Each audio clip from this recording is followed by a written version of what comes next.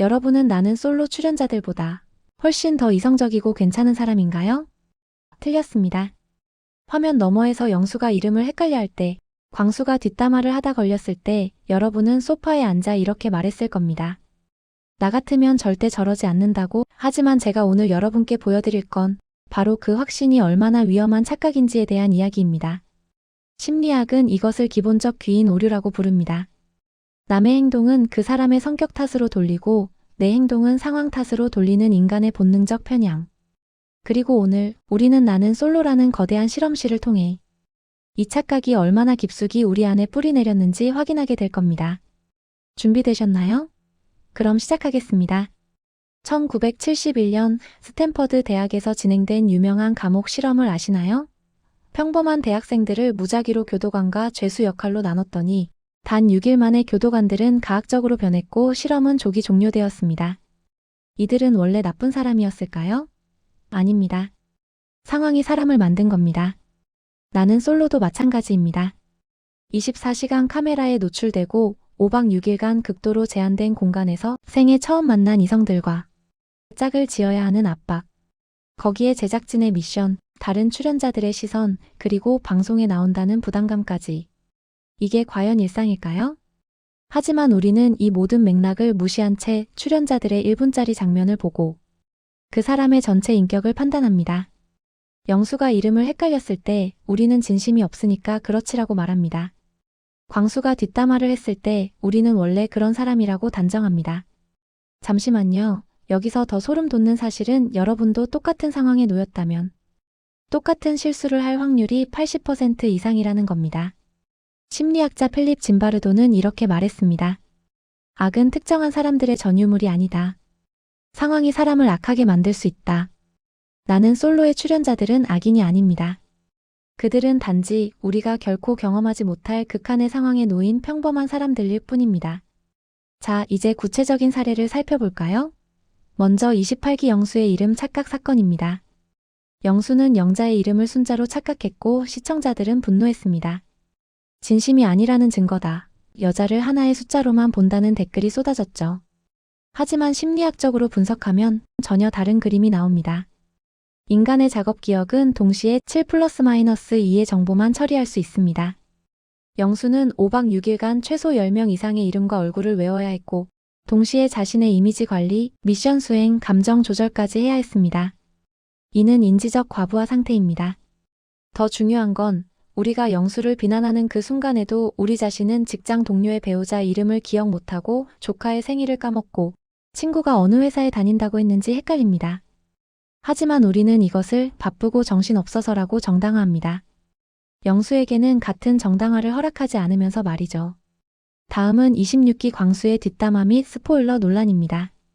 광수는 방송 후 자신의 유튜브 채널에서 다른 출연자들에 대한 뒷담화와 스포일러를 했다가 큰 비난을 받았습니다. 인성 문제, 방송 윤리 위반이라는 비판이 쏟아졌죠. 하지만 심리학에서는 이를 보상 심리와 자기정당화 편향으로 설명합니다. 광수는 방송에서 자신이 원하는 결과를 얻지 못했고 편집으로 인해 자신의 이미지가 왜곡되었다고 느꼈을 가능성이 큽니다. 이때 인간은 본능적으로 자신의 이야기를 직접 통제하고 싶어 합니다. 진짜 내 모습은 이게 아니야 라고 말하고 싶은 거죠. 잠깐, 이건 비난이 아닙니다. 설명입니다. 광수의 행동이 옳다는 게 아니라 왜 그런 행동이 나왔는지를 이해하는 겁니다. 그리고 중요한 건 우리도 일상에서 끊임없이 나를 이해 못하는 사람들에 대해 뒷담화를 한다는 사실입니다. 다만 우리는 100만 명이 지켜보는 상황이 아닐 뿐이죠. 여기서 가장 중요한 질문을 해볼까요? 우리는 5박 6일 총 144시간을 1시간으로 압축한 영상을 보고 있습니다. 압축률이 무려 99.3%입니다. 즉, 우리는 전체의 0.7%만 보고 100%를 판단하는 겁니다. 제작진은 어떤 장면을 선택할까요? 당연히 재미있는 장면입니다. 갈등, 실수, 어색한 순간, 돌발 상황. 평화롭고 따뜻한 대화의 90%는 잘려나가고 논란이 될 만한 10%만 남습니다. 이것이 편집의 폭력입니다. 그래서 우리가 우스갯소리로 방송국 놈들이라고 하잖아요. 16기의 한 출연자는 방송 후 인터뷰에서 이렇게 말했습니다.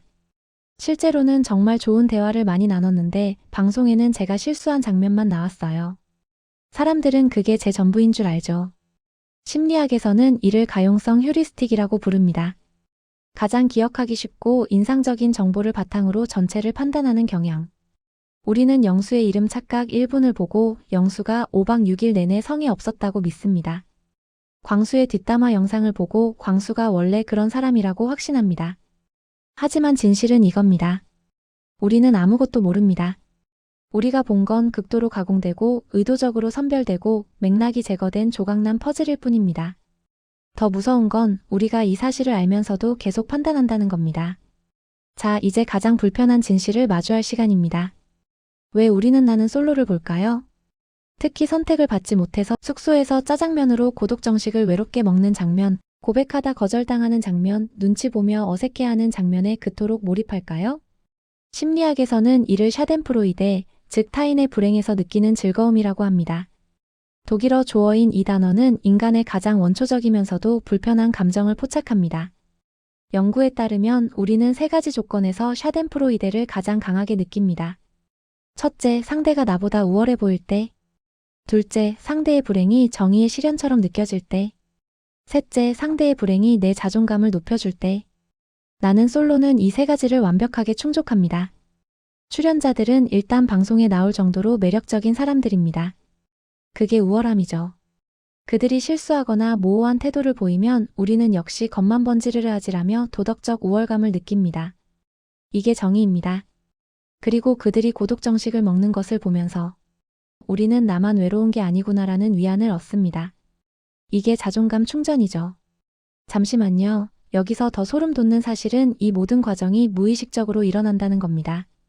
우리는 스스로를 콘텐츠를 즐기는 시청자라고 생각하지만 실제로는 타인의 실패를 소비하며 자존감을 충전하는 관찰자인 겁니다. 잔인하게 들리나요? 맞습니다. 하지만 이것이 인간입니다. 그리고 이것을 인정하는 것이 바로 성장의 첫걸음입니다. 나는 솔로에서 첫인상은 결정적입니다. 첫인상이 좋으면 이후 모든 행동이 긍정적으로 해석되고 첫인상이 나쁘면 모든 게 부정적으로 비춰집니다. 이것이 바로 후광 효과입니다. 한 가지 긍정적 또는 부정적 특성이 다른 모든 특성에 대한 판단에 영향을 미치는 현상이죠. 예를 들어 외모가 준수한 출연자가 조금 어색한 멘트를 던지면 귀엽다, 솔직하다는 반응이 나옵니다. 하지만 첫인상이 좋지 않은 출연자가 똑같은 멘트를 하면 왜 저래, 센스 없다는 비판이 쏟아집니다. 더 심각한 건 이 편향이 누적된다는 겁니다. 한번 빌런으로 낙인 찍히면 그 사람이 무엇을 하든 악의적으로 해석됩니다. 웃으면 비웃는 거다, 말이 없으면 무시하는 거다, 친절하면 가식적이다라는 식으로요. 그리고 우리는 이 과정에서 하나의 중요한 진실을 놓칩니다. 우리가 비난하는 그 출연자도 현실에서는 가족에게 사랑받고 친구들에게 의지가 되고 직장에서 인정받는 평범하고 괜찮은 사람일 가능성이 매우 높다는 것을요. 지금까지 우리는 불편한 진실들을 마주했습니다. 우리는 남의 행동을 볼 때 상황을 무시하고 성격만 탓합니다. 우리는 1%의 편집된 영상으로 100%의 인격을 판단합니다. 우리는 무의식적으로 타인의 불행에서 위안을 얻습니다. 우리는 첫인상이라는 우연한 요소에 모든 것을 맡깁니다. 하지만 이 모든 것을 인정하는 순간 우리는 비로소 성장할 수 있습니다. 나는 솔로는 단순한 오락 프로그램이 아닙니다. 이것은 인간 본성을 드러내는 거대한 거울입니다. 우리가 출연자들을 비난하는 그 순간 사실은 우리 자신의 편향과 착각을 드러내고 있는 겁니다. 진짜 교훈은 이겁니다. 첫째, 타인을 판단하기 전에 상황을 먼저 생각하라. 우리가 보는 건 빙산의 일각일 뿐입니다. 둘째, 편집의 힘을 기억하라. 어떤 콘텐츠든 누군가의 의도가 개입되어 있습니다. 셋째, 자신의 샤덴프로이데를 인정하라. 인정하는 순간 통제할 수 있습니다. 넷째, 첫인상을 절대시하지 마라. 사람은 한 번의 만남으로 정의될 수 없습니다. 그리고 가장 중요하게 나 자신에게 물어보십시오. 나는 정말 저 상황에서 다르게 행동했을까? 결국 나는 솔로를 보며 우리가 배워야 할 건 타인을 판단하는 법이 아니라 나 자신을 이해하는 법입니다. 우리 안에도 영수처럼 실수할 가능성이, 광수처럼 방어적으로 반응할 가능성이, 그리고 빌런으로 낙인 찍힐 가능성이 있다는 것을요. 인간은 완벽하지 않습니다. 출연자들도 시청자인 우리도. 그리고 그건 괜찮습니다. 완벽을 추구하는 대신 이해를 추구할 때 우리는 비로소 진짜 성장을 시작할 수 있습니다. 오늘 영상 어떠셨나요? 혹시 나는 저러지 않아라고 확신했던 적이 있다면 오늘 영상이 조금이나마 다른 관점을 제공했길 바랍니다. 우리는 모두 불완전한 인간이고 그 불완전함을 인정하는 것이 진짜 성숙함입니다. 이 영상이 도움이 되셨다면 구독과 좋아요, 알림 설정 부탁드립니다. 여러분의 작은 클릭 하나가 더 깊이 있는 콘텐츠를 만드는 큰 힘이 됩니다. 그리고 댓글로 여러분의 생각을 들려주세요. 나는 솔로를 보며 내가 했던 착각은 무엇이었나? 함께 이야기 나눠봐요. 다음 영상에서는 나는 솔로에 대한 더 흥미로운 주제로 찾아뵙겠습니다. 오늘도 시청해주셔서 감사합니다.